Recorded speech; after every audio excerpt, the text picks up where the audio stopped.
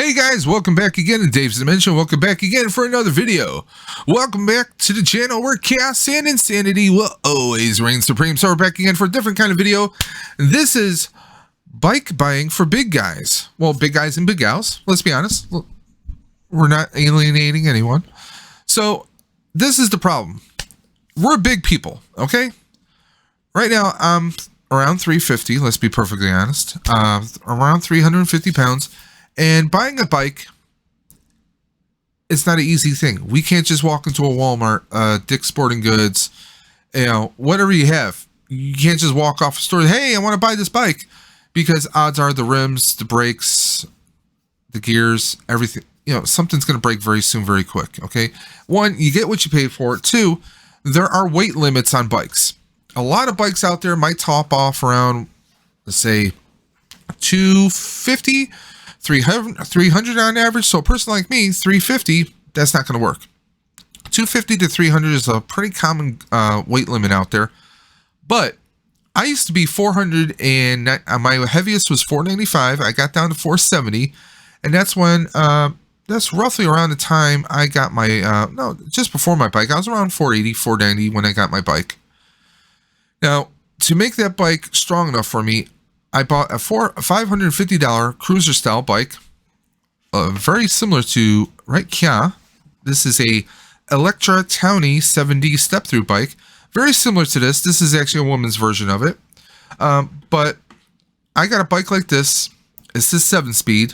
I figured, why do I need an 18 or 21 speed when I probably can't even handle it pedaling wise? So I started off with a cruiser style bike for comfort and a few other reasons. Okay. One, $550 bike. One, that was no laughing matter. I mean, bikes are expensive now. Let's be honest. Second, I wound up spending an additional $400. $400 on top of the cost. I'll explain why. Because of my weight and my frame, my stockiness that is, I needed a reinforced gear system on the rear wheel. I needed the axles to be reinforced, okay, for one. Two, I needed reinforced rims for my weights. They weren't just reinforced. They weren't just double reinforced. They were technically triple reinforced. So, it was something that actually took the bike shop almost a month to get the parts in. So, after everything was said and done, I paid just under $1,000 for it, around 900, maybe 950, 960 for it, give or take. After taxes and everything, I mean, it was a big whole situation. I've had that bike for about 5 or 6 years now. Okay, the bike has supported me tremendously. I mean, I could clean it up and it practically looks brand new, almost, with a few scratches, mind you. The bike's been tremendous, but both my wife and I are looking at getting a higher gear system. Now, you might be asking, hey, Dave, why not go for just an upgrade on the bike? Well, I can't. The way that this bike is designed, and as far as the availability of parts that are compatible with this type of bike, the most that they could do would be changing it from a 7-speed to a 9-speed. 2-gear difference, really? That's it? And they wanted to charge us like $300 or $400. So what we said to that? We said that. So yeah, that's not happening. So we're looking at bikes. Now my wife is she's down to 250. Now, mind you, I was 495 at one point. She was around 350, maybe 365. We've been improving our health over the past couple of years. I won't go into the details as to that, but we do a lot of bike riding. So we've gotten to the point where the 7 speeds really, they're kind of holding us back in a way, as far as the amount of bike riding we do and how long it takes us to do that bike riding. Okay. So we want a higher gear system. So we're looking at newer bikes. Now for her, it's a proposition where we can go just about anywhere and get her a bike that is going to suit her pretty fine. Okay. Now, I mean, you can get a mountain style bike where, in fact, I was looking at this one. I just found this one for my wife. Let me see. Is this the one I was looking? No, this is a Schwinn. Yes. So nice, cool bike. You get your gear shifting and everything on the handles right there. Nice little, a lot of these bikes are going to have the front fork is going to have that kind of shock system. Something like that is going to be around 250, which is perfect for her. But there's a lot of us that aren't at 250. Let's be honest. Now, unfortunately, a lot of my research is pointing me towards these fat tire bikes. Now, why is it pointing me towards these fat tire bikes? I'll tell you why. One, it's the tires. It's all about the wheels. It's the wheels, baby. It's the wheels. Now, when I first saw these fat tire bikes a couple years ago, I thought that, okay, that kind of looks okay. That's interesting. That's not necessarily what I was looking for. Now, with the larger tire, obviously there's more air, can support more weight, and the larger rims obviously can support more weight. So a bike like this, let's take a look at some of the specs here, guys. Scroll down, let's take a look at everything. You want to check your reviews. I highly recommend checking all the reviews. On a lot of these bikes, guess what? They're telling us that they can support 440 and 400. Just see this one. It boasts 440 pounds that it can support. So for a big guy like me, that sounds like it's perfect for supporting me. But guess what's not perfect? Let's take a look at that small ass seat. Couple things I recommend if you are getting yourself a new bike. A lot of these bikes have pretty small seats. Now, the Townie was an exception. It had a good size seat. Good size, width on the seats. Comfortable. The stock seats you're perfect with, okay? However, the pedals, not so much. So this small little seat is not going to do, obviously. The small little short pedals, not going to do either. If you're a big person, you have a wide foot, you want to get yourself a wide pedal. 3 things I highly recommend replacing on a brand new bike when you get it. 1 is the seat. The seat is number 1. 2, I would say swapping out the pedals, because some of these bikes are not going to have metal pedals. They might have something cheap and plastic, guys. So that's another concern right there. And third, what's missing from this bike? Well, a bottle holder. Okay. Now me, I don't use a regular typical water bottle. I actually use this actually is a Yeti. No, this video is not sponsored. It could be Yeti. You hear that? I do accept sponsorships. But no, seriously, this is what I use when I go bike riding. I jam this in my my bottle holder, adjust it, and it's right in there. Now, personally, I like that. I'm a big guy, so I need water, right? Some of us won't, some of those bottle holders are pretty small. They're not meant for like a big Yeti, like something like this. This is what my wife likes to take on her trips. She has hers, I have mine, it works out. Now, sure, you could put a bottle like this in your bike bag, right? But do you want to have to stop every time you want to take a sip, or do you want to grab your bottle, have a sip while you're on the go? There is that. There's the convenience of it.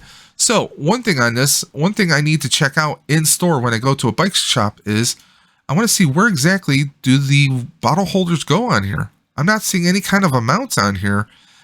Usually on a lot of these bikes, they'll have pre-drilled holes with a set of screws where you can put your bottle holder on. In fact, the Townie right here, let me see if I can get this to enlarge.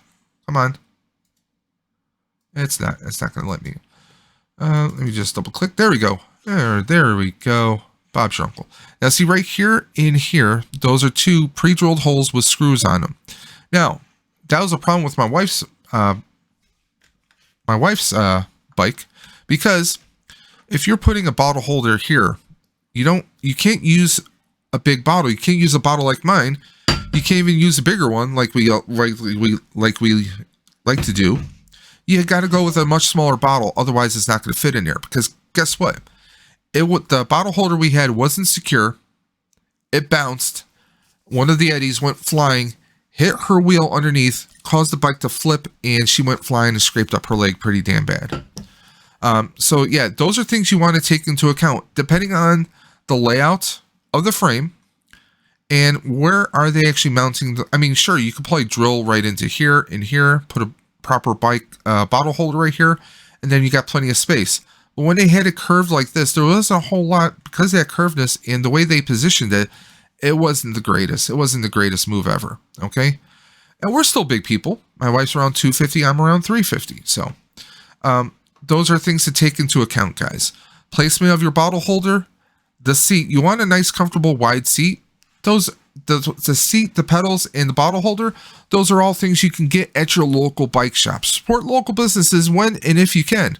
Now, of course, also, when it comes to your local businesses, shop around, guys. Now, I've found, you see in my shopping cart, I got a few bikes right here for review. What I'm going to do is I'm actually going to write down their makes and models. A couple of things I'm going to do is, one, I want to reach out to their official website so I can get actual specs, official specs that state that this bike is rated for 440 or this one's rated for 400. What are these bikes rated at? That's not a big deal. If you guys are shopping, okay, you see something you like, you know what? Bookmark it. If you're using Chrome, you hit that star, you hit there, we're done. It's bookmarked right there. You can pull it up later on when you have your list of bikes that you want to investigate into. You can pull up what model it is. Who's the manufacturer? You know, this is a Pan Aim 21, you know, write that stuff down and then look up the company, the manufacturer. If they don't have their information on a website, then email them directly. Ask them for official specs. What is the weight capacity? Now right here, this says product weight is 48 pounds. That's how much the bike is. 440 pound capacity, we get that right there. And also a recommendation as to between anyone who's 5'3" and 6 foot. That's what they recommend.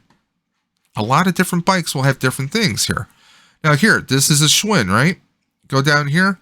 There, it gives us a nice little chart right here, which is kind of nice. If you're between 4'8" and 5'6", 24 inch. And then here, between 5 foot and 6'2", they are recommending these right here. We got a 20 inch and also 29 inch. So you got different options. But it's always good to go to your local bike shop, actually sit on a few bikes. Check, you know, can the handlebars be raised a little higher? Are they at their maximum? The seat, do you want the seat higher? Those are all things that take into effect also your posture. Okay? Are you going to be comfortable hunched over? Are you? Well, those are questions you want to ask. So use your local bike shop. If you're not necessarily going to buy through them, use them for some fact finding at the very least. But yeah, those are some major concerns right there, guys. You know, so your pedals, because you don't want a small pedal that's barely going to have hold your foot on it. You want to be comfortable and secure on those pedals when you're pumping through, right? The seat, you always want the seat to be comfortable. You don't want to feel like you're getting a colonoscopy. You don't want to feel like you're getting a prostate exam, guys, okay? Take that into consideration. You know, your gluteus maximus, your rear, needs all the attention you can give it. So get a good, comfortable seat, guys. And of course, your water bottle, because you want to stay hydrated. You want something that's going to hold your bottle and that you can pull it out at ease. Now, if you have a bag and you're more comfortable keeping your bottle in the bag, more power to you. Go for that. It all depends. And even a lot of these bikes, you can even, you know, put little cup holders on the front if you want. I mean, if you're using a bike like this, the fat tire I was looking at, then you're going to be off-roading. You don't want something that's going to pop out. You want something that's going to be secure. So that's another thing. Don't see really where they have a placement for a bottle holder on some of these. I mean, that may be a situation where you can drill right into it, and I would have the bike shop do that, mind you, so they can thread it correctly. Either that, or maybe have a bag where you can carry your bottle. I mean, you're going to have trade-offs. But something like this, because that thicker tire and the wider rim and the more spokes, that's going to support more weight. Those are things to keep in mind, guys. The bigger the wheel, the more air pressure it is, the more it's going to sustain someone. So there is that. Now, and one concern I would have is these handlebars. A straight bar like this, will the handlebar also hold up your weight? Okay? If you feel it's starting to bend, I would hit up your local bike shop to see if maybe there's a stronger handlebar you can also look into. Like I said, use your local resources, guys. Go to a couple of local bike shops. Get as much information as you possibly can. Buyer beware. Do your research. Do your math. You know what they say in different crafts, whether it's woodworking, metalwork, any kind of construction. Measure twice, cut once, guys. Do your research before you pull the trigger on what bike you're going to get. Otherwise, you're going to be stuck with the bike. Now, my wife and I, we have the Townie 7D. We've had it for a long time. We loved our bikes, and they're still practically brand new, kind of. I've had mine for about 5 or 6 years. She's had hers for about 2 or 3 now.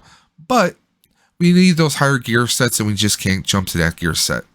on this. So we're having to sell our bikes, which we're currently doing through a Facebook marketplace, you know, and we're definitely taking a hit. We're not making any profit, and we're not even busting even. We're taking a major cut on her bike and on mine. It's sad but true, but it is what it is, guys. But that's the thing. A lot of times nowadays, you go to local bike shops, you're going to have slim pickings. Honestly, you're going to have slim pickings. You might have better chances online, like at Amazon or other bike shops that might have online sites, because, you know, you're going to be able to possibly either order directly from the manufacturer or possibly they have a surplus, depending on the types of bikes. Now, unfortunately, initially I was not looking for a fat bike. I was looking for something more like a mountain bike, but they have what they call road bikes now, which are more like the old school racing bikes or 10 speeds from way back when. So it is what it is, guys. I can't. One, I know a thin tire like that would not sustain me. I'm being perfectly honest. I know I'm a big guy. A lot of those traditional mountain bikes, like the Schwinn that I pulled up here, this is actually one I think my wife would really love. Something like this is still, I mean, you're talking about maybe 250, 300 pound capacity as far as the weight goes, right? So for me, this is not going to do. I would like a bike style like that, because I kind of like the curved handlebar right there. It seems to add a little bit more support, you know. But the problem is, it won't support my weight, so it looks like I'm going to be relegated to going for a fat boy. But a fat tire, one plus size to it, one good pro to that is I can ride that bike year round. I can ride it in the sand. I can ride it off road. I can ride it in the snow. I'm in Buffalo, New York, so that's gonna be a thing I could do. I could potentially take it out during the wintertime, depending, you know, if my asthma is cooperating with the cold air, that is. But, you know, it's a thing you could do. You could take it on the beach. You can go off-road. You don't have to worry about being on sidewalks or paved paths. You can go off-road. Where we're going, we don't need roads. So, I mean, it's a thing we could do, guys. It's pretty awesome. Now, I wanted to do this video because big people, we have big people problems.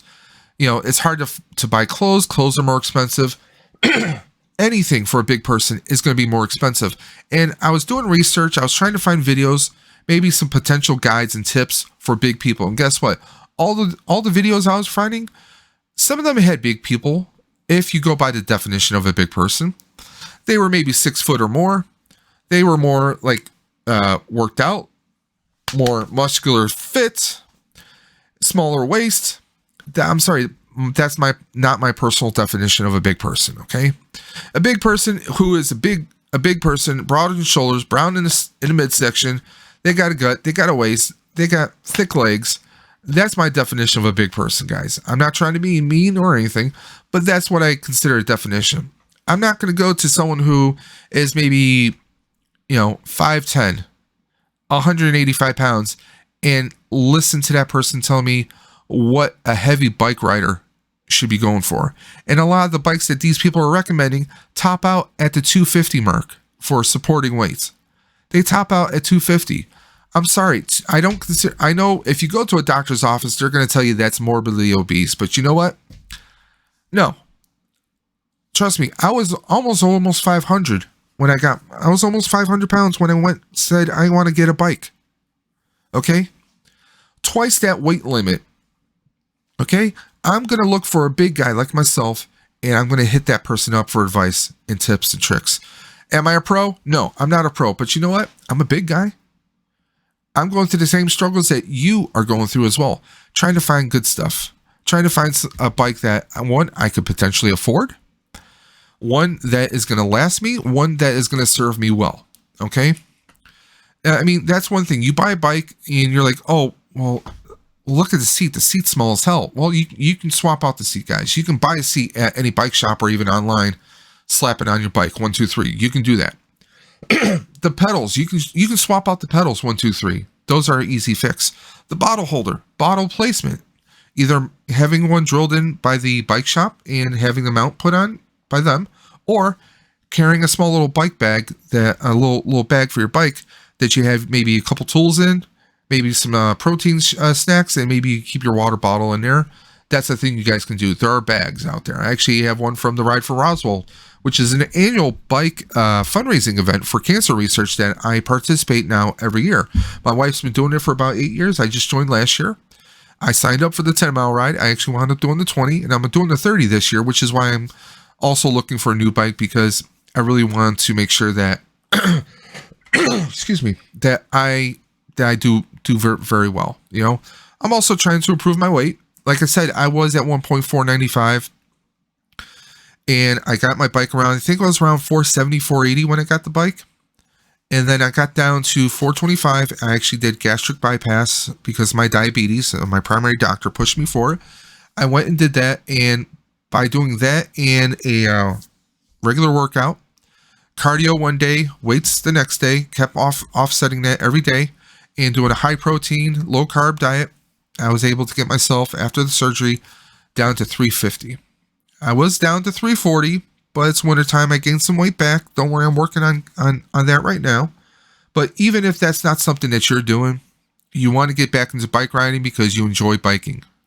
You enjoy taking a cruise down a park or up and down your street. You like to do some casual kind of workout. You know, these are unfortunately the harsh reality of what we're facing currently in the world over the past 2 years. You know what I'm talking about. I'm not going to say any words. YouTube and its analytics, the algorithm is not going to get me. These are some of the things that we have to face. We have to face concessions. You know, oh, I want to get this kind of a bike, but now, unfortunately, because one, availability and cost, that's out of the question. Availability, cost, and what are the weight requirements? That's going to relegate me to, unfortunately for me, at the time, my only option was that townie style, that townie cruiser bike like this. Okay? That was my only option at the time. Now, fortunately, I've gotten to the point where I'm a lot healthier, and I kind of outgrown that 7-speed gear system. I want to upgrade. I want to get up to a 21 gear system potentially. 18 to 21 is what I was looking at. So that's where I am. So I hope this video helped you guys out. If you did, give me a thumbs up. If it didn't, give me a thumbs down.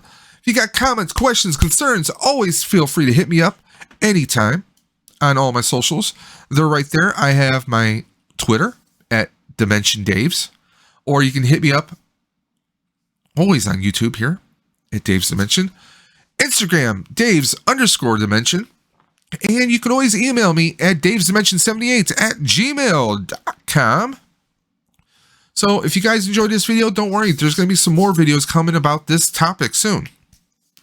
One, we might do some discussing of what I'm going to go to a bike shop this weekend. We're going to check out some options, see what we can find, see what kind of options we're looking for, what kind of pricing we're looking at here in the Buffalo, New York area. And we're going to see if we start pulling any triggers. I mean, this is the time of year to go for it because you got tax time, guys. Your tax returns, you get that tax money. If you want to get yourself a bike and it's going to cost you a good chunk, tax time might be the best time for you. Use some of that refund to help you out.